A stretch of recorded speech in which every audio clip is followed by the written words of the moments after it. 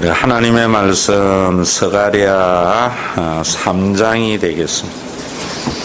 스가랴서 3장 지난주에 이어서 우리 함께 묵상하도록 하겠습니다. 스가랴서 3장 교독을 하겠습니다. 1315페이지입니다.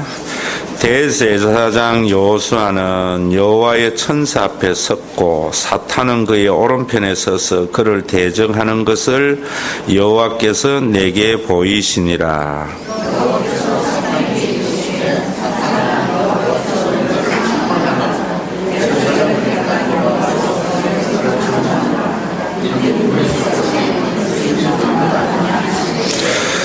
여호수아가 더러운 옷을 입고 천사 앞에 서 있는지라.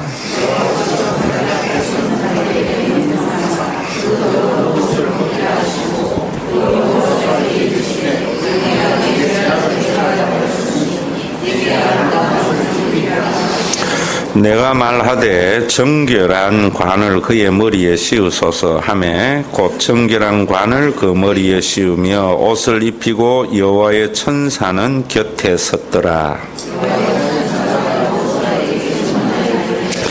만군의 여호와의 말씀에 내가 만일 내 도를 행하며 내 규례를 지키면 내가 내 집을 다스릴 것이요 내 뜰을 지킬 것이며 내가 또 너로 여기 섰는 자들 가운데에 왕래하게 하리라.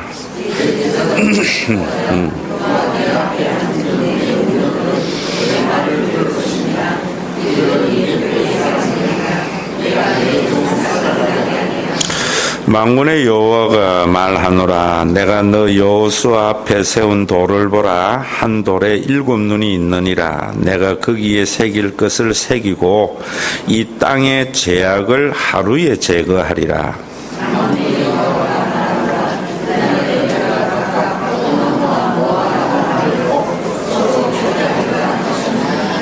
아멘. 우리 지난주에 이어서 스가랴 3장 보겠습니다. 여러분들이 말씀을 잘 듣고 우리 교회의 신앙생활 하면서 또 참 때로는 우리가 이 세상을 살아가면서 고난을 경험 안 해야 되지만은 그 고난이 우리에게 굉장히 유익되게 해요. 그래서 시편에 보면은 고난 당함이 나에게 유익이다. 어떤 고난이 유익이냐 하면은 그 고난을 통해서 하나님을 붙잡고 또 하나님을 붙잡는 것은 그의 규례와 율례를 배우게 되는 것, 경험하게 되는 것. 아, 말씀이 이런 것이구나 하는 것을 우리가 체험하게 되죠. 그때부터 하나님의 말씀이 그저 글이 아니라 나에게 직접 하시는 그런 말씀을 듣게 됩니다. 오늘 우리 허혜진 집사가 기도할 때에 그런 생각을 쭉 하게 돼요. 참 귀한 일이구나. 하나님의 말씀을 선포하는 것이. 또 그 말씀 안에 우리가 살아가는 것이 얼마나 복된 것인가 하는 것을 느끼게 되는데, 우리 그런 고난이 아니더라도 정말 우리가 겸손한 노예의 마음을 가져서 그 말씀이 우리의 인격이 되고 삶이 되는 그런 삶을 살아가야 됩니다. 그러려면은 우리 속에 참 용기가 필요한 것 같아요. 오늘 이 스가랴서에도 보면은 네 번째 본 환상이 뭐냐면 여호수아. 이 여호수아는 누구냐 하면은 이스라엘 백성들을 스룹바벨과 함께 바벨론 포로에서 돌아와서 또 성전을 건축하는 일을 독려하는 당시의 대제사장이에요. 그런데 그 대제사장을 스가랴가 보니까 천상 하나님의 보좌 앞에 의전회의에 사탄이 있고 천사들이 있었어요. 욥기에도 우리가 그런 것이 있는데 보면 천상에는 하나님께서 사탄과 천사들의 그러한 회의가 있는 것 같아요. 사탄이 비난을 해요. 여호수아가 부정한 옷을 입고 있다고, 깨끗하지 못하다고. 그러니까 하나님께서 사탄을 책망한다라고 말을 하면서 그는 불에 타다 나온 부지깽이 같다.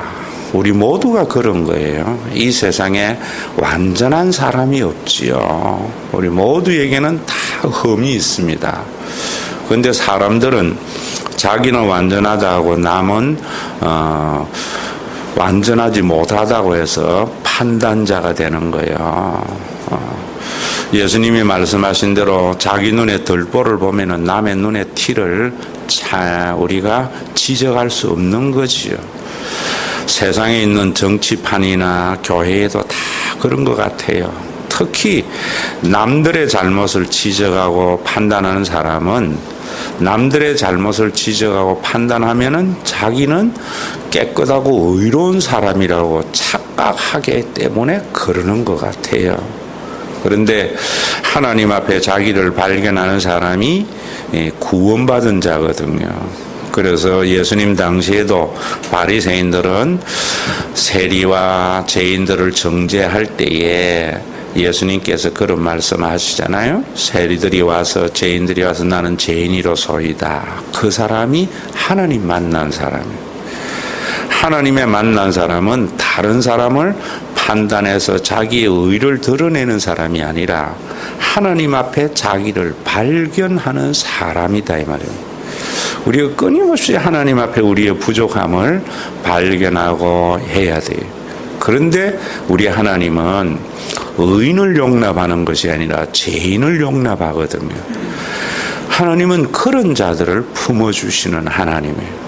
그런데 참 교회의 설교나 이런 거 보면은 하나님은 마치 의로운 자를 용납하시는 하나님이라고 그래요. 그래서 얼마나 하나님이 용서 안 해. 이렇게 살아야 돼. 우리 하나님은 우리에게 부족한 자를 용납하세요. 그래서 하나님이 참 좋은 것이고 또 교회는 세상과 달라야 하는 이유가 그런 거라고. 정치판과 달라야 하는 것은.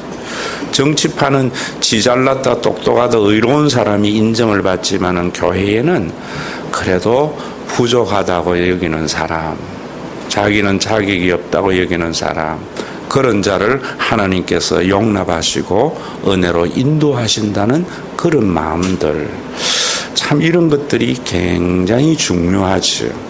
이번 주에도 예전에 제가 목회할 때는 안수 집사였는데 정말 1등 안수 집사였어요. 여러 가지 면에서 좋은 장로가 되어서 늘 자기는 장로 안 된다고 도망와서 우리 교회에 와서 또 예배도 드리고 투표 있는 날 그러다가 이제 장로가 됐는데 그 집에도 참 아픈 손가락이 하나 있거든요. 아들은 참 착한데 딸은 굉장히 어릴 때부터 엄마 아버지에게 애를 많이 먹였어요. 사춘기 때도 뭐 그렇고 그런데 백석대학에 이제 갈 때에도 제가 뭐 여러 가지 이야기도 해주고 했는데 가서 대학을 졸업하고 이제 중등교사 임용고시에 합격을 했다고. 그런 딸이 또 마음 바꾸면 잘 되잖아 했는데 면접에서 떨어진 거야. 참 세상에 그런 일도 있더라고. 그래서 아버지가 우울증에 걸려가지고 심하게 그러니까 그 아들은 미국 유학 가 있는데 아들이 아빠는 너무 누나한테 그러지 말고 떠나보내라고 한다고 하는데 그게 더 큰 상처가 되고 이랬는 거예요. 그래서 저한테 길게 이렇게 카톡이 와서 제가 답을 그랬어요. 누구에게나 아픈 손가락이 있든 그 아픈 손가락이기 때문에 더 마음이 간다.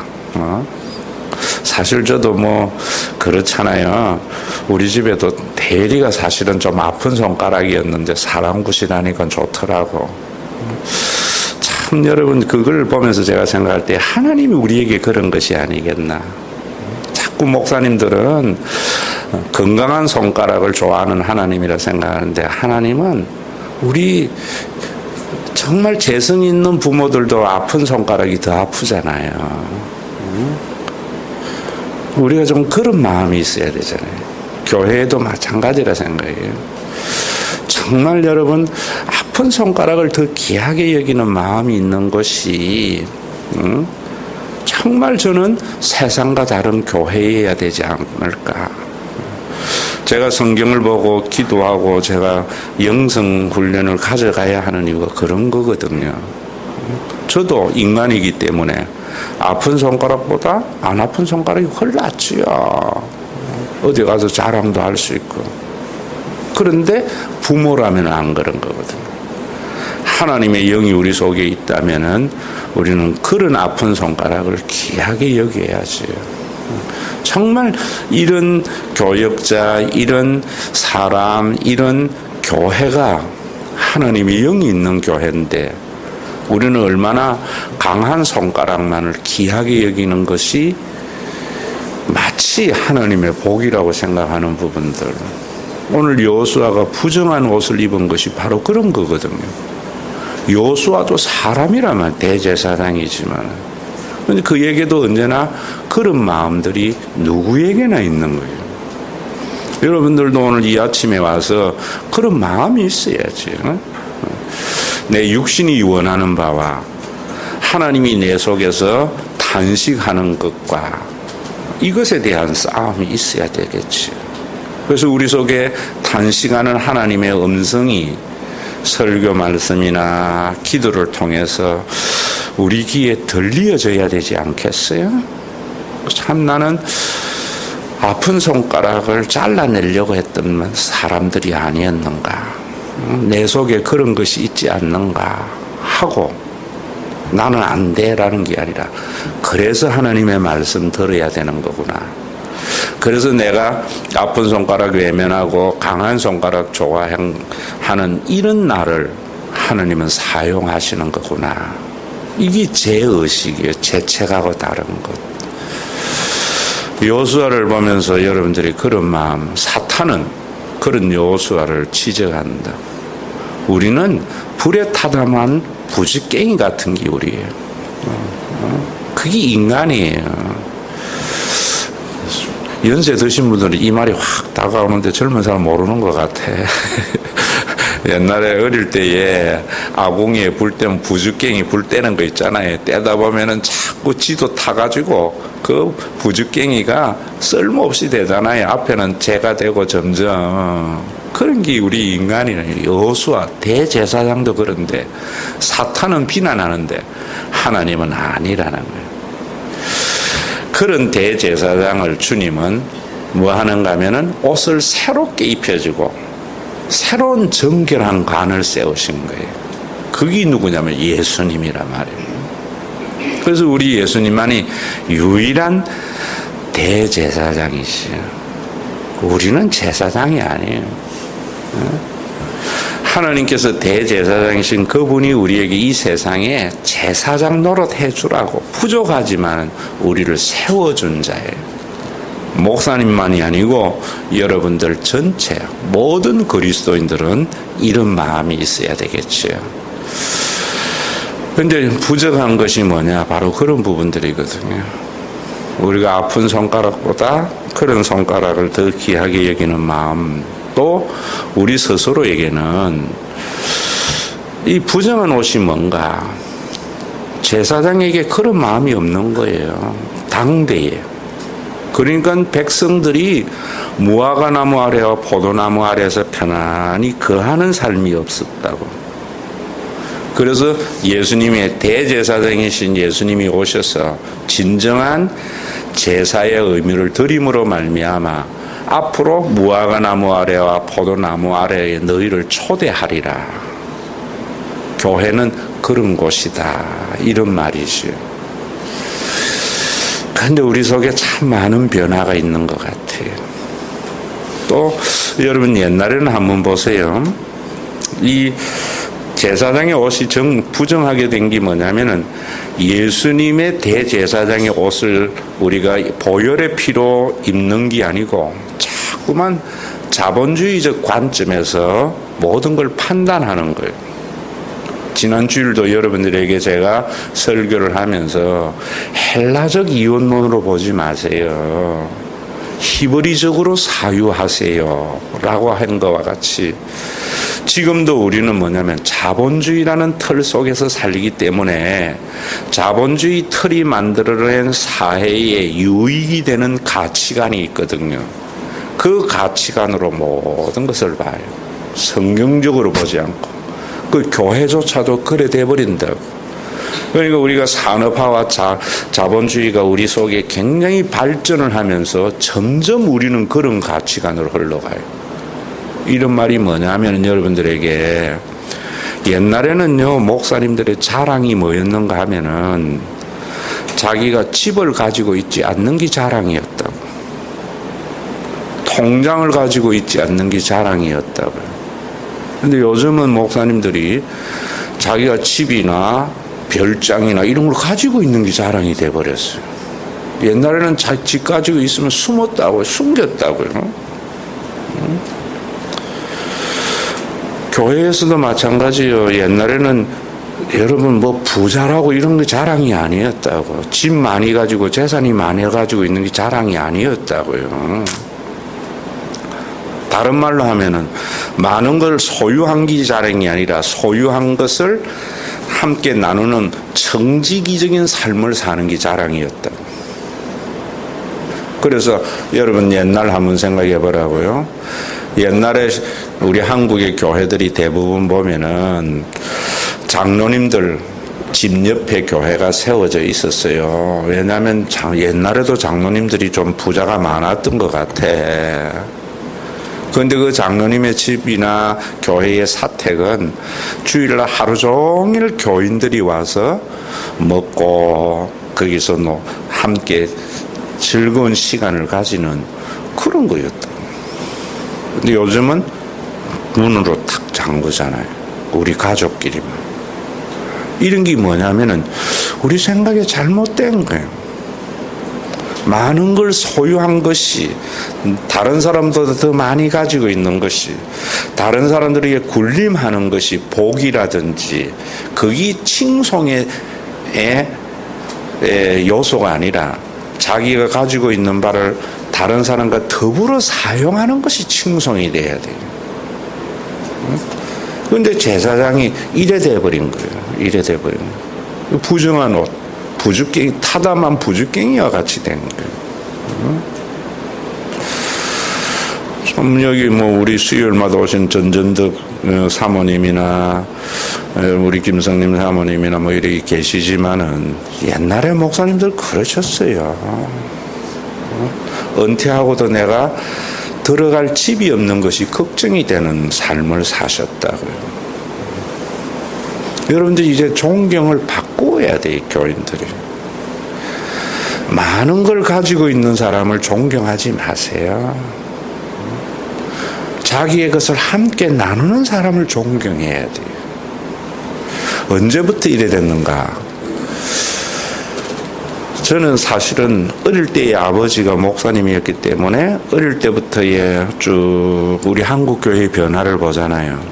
제가 86년도 신학교를 갔는데 80년대부터 굉장한 변화가 오더라고요. 한국교회가. 80년대에 제가 갔을 때만 해도요. 우리나라가 또 산업화가 86년 아시안 게임하고 88년 올림픽을 기점으로 해서 우리나라가 막 완전히 바뀌는 거예요. 86년 전 80년대 초반에만 해도요. 제가 자가용을 가지고 있으면 부산 시내 한 바퀴 도는데 1시간 반이면 넉넉히 돌았어요. 전 전국 일주를 많이 했는데 차 밀린다는 게 상상이 안 됐다고. 그런데 86년도 신학교 들어갔다가 한 몇 년 있다가 나가보니까, 이야, 시골에도 차가 막히더라고. 그 마이카 시대라는 게 꿈의 이야기가 우리가 80년대는 마이카라는 게 하나의 꿈이었는데 86년을 지나면서 이래 표현해서 미안한데 개나 소나 돼지나 다 가지고 있더라, 차가. 자, 그러면서 큰 변화가 뭐였는가 하면은요, 뭐 잘 살게 되는 것이 나쁘다는 게 아니에요. 큰 변화라는 것이 우리 때 80년 제가 신학교 들어갈 때만 해도 장가를 갈 때에 사모가 장가를 가면은 강도사가 되고 이제 전 풀타임으로 가면 사모가 직업을 그만뒀어요. 그 좋은 교사라도 약사라도. 그런데 90년대에 들어오면서 전도사들이 전부 사모를 전문직 가지고 있는 사람들 하고 장가 가면 야, 참 장가 잘 간다 이런 말로 바뀌더라고. 이제 중심이 뭐냐면 제사장적인 삶이 아니라 소유로 바뀌는 거지. 어떻게 하든지 자기가 생명의 안전판이 확고한 것을 더 복되다고 생각하는 거로 바뀌더라고. 사실 80년대 제가 신학 들어갈 때만 해도 대부분의 전도사들은 사모가 그 튼튼한 직장도요 풀타임으로 들어가는 즉시 사표를 냈고, 교회도 또 사표 안 내면 안 받아줬다. 그런데 그 뒤에는 사모가 잘 벌면은 교회가 부담이 적다고 좋아하는 상황으로 바뀌어서 가요. 그게 여러 가지 사회적인 요인도 많았겠죠. 옛날에는 풀타임 하면 교회가 거의 사택을 다 줬어요. 그런데 그때부터 집값이 폭등을 하고 이러면서 사택을 못 주게 되니까 또 교회도 그런 마음을 가지게 되는 거죠. 그러나 우리가 그런 것이 잘못되었다는 것을 생각해야 돼. 그게 부정한 옷이라는 것을 생각해야지. 그게 불에 타다만 부지깽이라는 생각을 해야 된다. 그것까지도 버리면 안 되잖아요. 그것까지도. 여러분, 오늘도 우리가 그런, 오늘 한국교회도 주님이 용납하고 계신다는 것을 생각해야 돼. 그것이 복이고 당연하다 생각하면 안 된다. 또 한국교회는 이래서 안 돼. 이게 아니에요. 그런 우리 한국교회도 용납하시고 하나님 구원의 도구로 사용하시는 그 하나님의 은혜, 우리 그거 저버리면은 무슨 의미가 있어? 여러분들도 마찬가지. 세상에는 여러분들이 좋은 집 가지고 있고 통장이 많고 남들보다 잘 살고 이러는 것이 자랑이지만, 교회에는 여러분들도 제사장이잖아요. 목사면 제사장이에요. 만인 제사장이잖아요. 여러분들도 소유가 아니라 청지기의 삶, 자신의 가지고 있는 바를 다른 사람과 함께 즐거워하며 사는 삶이, 참 그런 분들을 존경하고 인정해줘야죠. 목사님에게만 요구하는 게 아니라 우리 만인 제사장이기 때문에 더 많은 사람들과 함께 나누며 사는 삶, 이제 이런 것들이 피차 무너진 것 같아요. 피차 무너진 것 같아요. 예전에는 은퇴한 목사님들에게도 참 교회가 잘했어요. 근데 요즘은 지금 우리 교단은 말할 것도 없지만 우리 전전득 사모님은 통합교단이고, 저는 옛날에 합동했다 지금 백석에 있지만은 통합이나 합동이나 이런 데에 보면은 여러분, 우리가 깊이 생각해야 될 문제가 참 많아요. 이 백석에는 90%가 교회가 거의 자립이 안 되는 교회입니다. 그래서 여기는 말할 것도 없고, 그런 통합이나 합동은 그 정도는 아니거든요. 오랜 역사를 가지고 있기 때문에.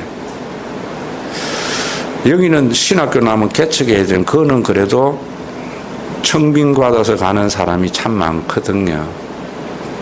그런데 서글픈 현상은 교회도 힘이 들어서 그렇지만은 목사님이 20년이 되면 원로가 되어져요.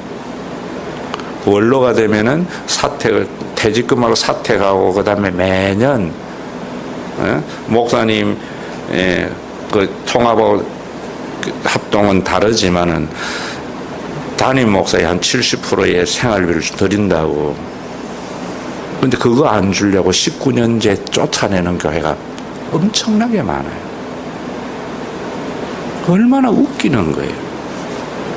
그러니까 지금 양쪽이 서로 하나님이 주인 되는 삶, 우리 허혜진 집사가 기도했던 하나님의 주권을 인정하며 가는 삶, 광야의 만나에 오늘 양식을 먹고 사는 삶, 집이 없는 삶, 통장이 없는 삶을 살아가기에는 바닥이 너무 안 좋은 거예요. 피차 그런 거다. 그래서 저는 우리 교회에 여러분들에게, 또 제가 80년대에는 저도 선교사를 파송하고 막 이랬거든요. 많은 협력 선교도 했고 키르키즈에도 이제 파송하고 했는데, 그때는 그게 하나의 교회의 큰 사업이고 전부 뭔가 하면 저도 그런 줄 알았어요. 선교하면 하나님 복 줘서 교회 커지게 한다고. 그래서 뭐 과천 음파교회나 저 뭐 전주의 안디옥 교회 이런 교회들을 뭐 굉장히 모범으로 내어 세워가지고 봐라, 그런 데는 선교를 많이 해가지고 교회가 크게 되고 복 받았다, 이런. 나도 그런 줄 알았다. 영혼 구원은 없었어요. 교회 성장의 수단이었다. 그래서 우리 동기 같은 경우는 엄청나게 선교사로 나갔어요. 제일 많이 나갔을 거예요, 아마 우리 동기들이. 한 3분의 1은 나갈 것 같아, 내가 볼 때. 분위기가 그랬기 때문에. 근데 지금은 어떻는가? 이제 협력 선교도 끊어지고 파송교회도 이제는 그 파송도 하고, 그보다도 이제 더 문제는 뭔가, 뭐 은퇴하고 나면은 이 사람들 어떻게 할 거예요? 참, 우리가 뭘 할 때에도, 제가 여러분들에게 일 중심이 돼서는 안 된다는 말은 그런 말이에요. 일은 뒤를 생각하지 않거든요. 사람은 뒤를 생각하잖아요. 그래서 저는 우리 교회가 지금 현재 사역하는 선교사들보다 은퇴하는 선교사들을 저는 도와주려고 그래요.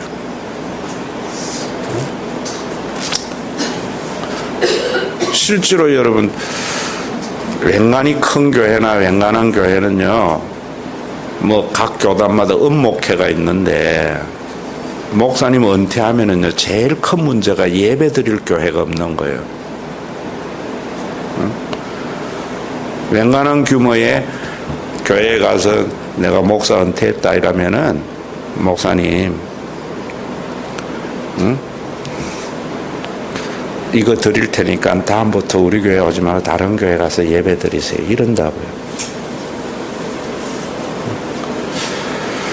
솔로몬은요, 백성 중에 한 사람이었어요. 이렇게 여러분들이 여기에 대제사장이 부정한 옷이 뭐고 예수님 안에서 새롭게 된 게 뭐냐? 예수님은 여도 굴이 있는데 머리 둘 것도 없다고 그랬다고. 예수님은 바리새인들과 제사장들을 귀하게 여긴 것이 아니라 죄인과 세리의 친구였다고. 그래서 예수님의 세 가지의 별명이 뭐냐면은, 유대인들에게 제일 큰 욕이 세리와 죄인들의 친구라는 것이 제일 큰 욕입니다. 그리고 술을 즐기는, 포도주를 즐기는 자, 그게 예수님의 별명이었다고.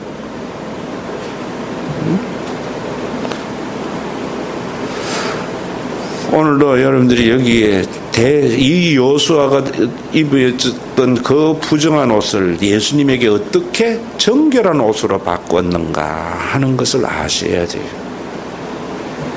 흔히들 우리는 주기철 목사님의 순교에 대해서 굉장히 한호를 하는데, 저는 그렇지 생각해요.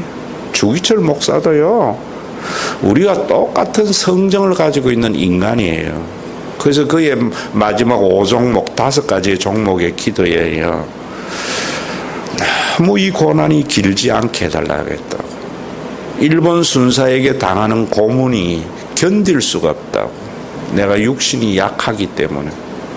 그래서 이 고난이 길지 않게 해달라고 기도했다. 그리고 그가 마지막에 기도가 뭐냐면은, 노모와 어린 자녀들을 두고 있는 사모와 아이들을 주님 앞에 부탁한다 그랬다. 남자는 지 죽는 거는 겁 안 나는데요, 자기 가족에 대한 것 때문에 변절해요. 그래서 옛날에 변절하는 사람들도 뭐 합니까? 고문을 할 때에 옆방에 아내 데려와 고문시키고 아이들. 남자들의 강함은 그런 건 있는 것 같아요. 그런데 주기철 목사님이 순교를 하게 됐던 것은 그 감옥에 갔을 때에 평양 산정형 교회에 여러분 지금도 여기 산정형 교회가 방배동에 와 있어요. 뿌리만 그렇죠. 우리가 아는 민족의 지도자 조만식 장로, 그 교회 장로였다. 또 방장로, 오장로 이런 사람들이 있었어요. 일본 순사가 와서 그 조장로님에게 뭐라 했는가 하면은, 이제 주기철 목사는 면직을 당했기 때문에 노회에서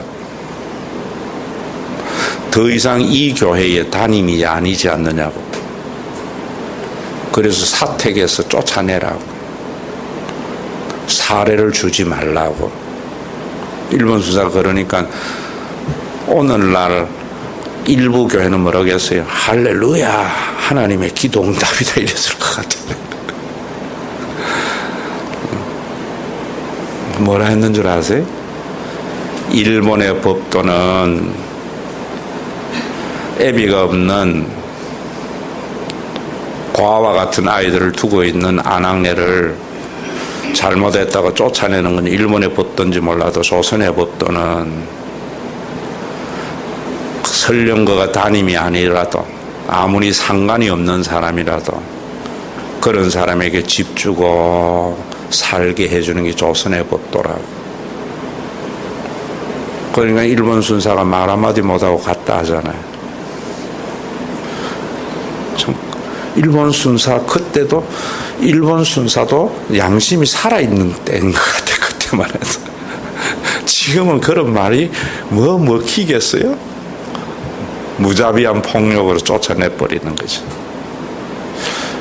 여러분들이 참 우리가 이 부정한 옷은 뭐냐면은 모든 것을 돈의 가치로 안 보는 눈, 사회적인 얼마나 공동체 이익이 되느냐 손해를 되느냐를 가지고 보지 않는 눈, 이런 게 있어야 돼요.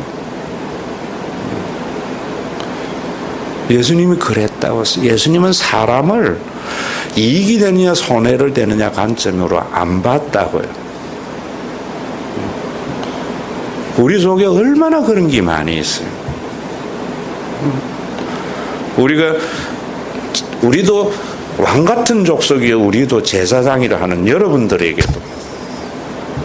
그래서 저도 만약 교회에 이 큰 이익이 되는 사람이 좋은 건 인지상정이잖아요. 그 마음을 눌릴 줄을 알아야죠.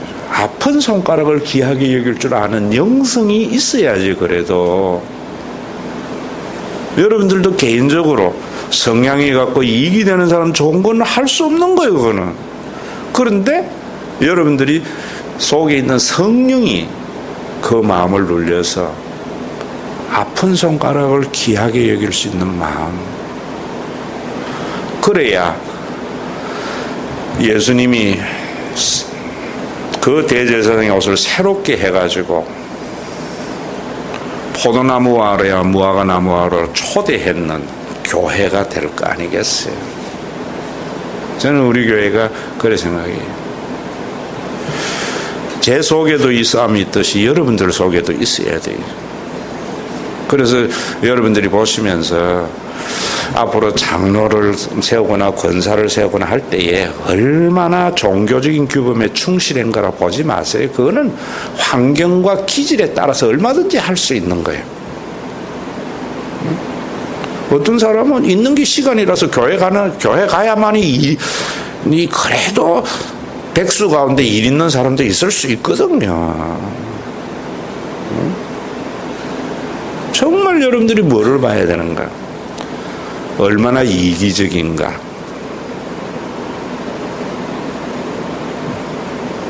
이타적인 사람을 봐야 돼. 이타적. 자기만 아는가? 아픈 손가락을 귀하게 여길 수 있는 마음이 있는가? 오늘 스가랴 보면서 이거 보지 못하면은 무화과나무 아래, 포도나무 아래에 우리를 초대하신 예수 그리스도의 구원이 의미가 없는 것이. 조금 우리 속에 이런 게 있으니까 참 힘들 때 교회가 생각나야 되고, 권사님이 생각나야 되고, 장로님이 생각나야 되고, 목사님이 생각나야 되는 교회가 되어야 되지 않겠느냐 이 말이에요. 전 또 우리 교회가 정말 좋은 교회는요, 지금 내한테 잘해주는 거는 그건 뭐 할 수 없는 거예요. 그건 해야지. 그건 아무나 해요. 내가 은퇴하고 얼마나 잘하느냐에 따라서 우리 교회가 진짜 교회인가 아닌가가 구분되는 거예요. 장로님도 마찬가지예요. 교인들도 마찬가지예요. 얼마나 연세 드시고 그런 분들에게 귀하게 여기는가. 그게 좋은 교회인가 아닌 교회인가 판가름이 돼야지. 아, 우리 교회는 국무총리가 나오는 교회야. 우리 교회는 무슨 재벌이 나와서 뭐 하는 교회야. 그게 결코 자랑이 돼서는 안 된다. 그게 결코 자랑이 돼서. 오늘 여러분들의 마음속에 아픈 손가락 요거 하나 기억하고 있으세요. 부모는 아픈 손가락 하나 때문에 밤을 지새워요. 예수님이 그런 분이에요. 우리 모두가 그래야 돼요. 우리 모두.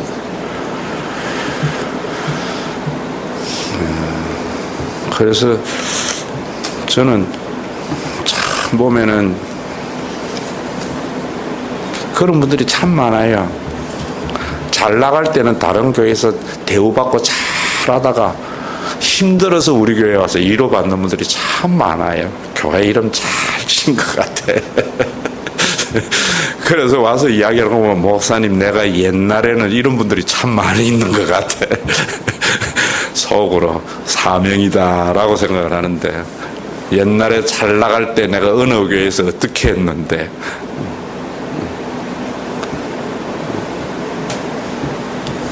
그런데 우리가 이 교회가 참 좋은 교회예요. 다른 사람이 외면할 때 그때에 손 내미는 것. 여러분 그러잖아요.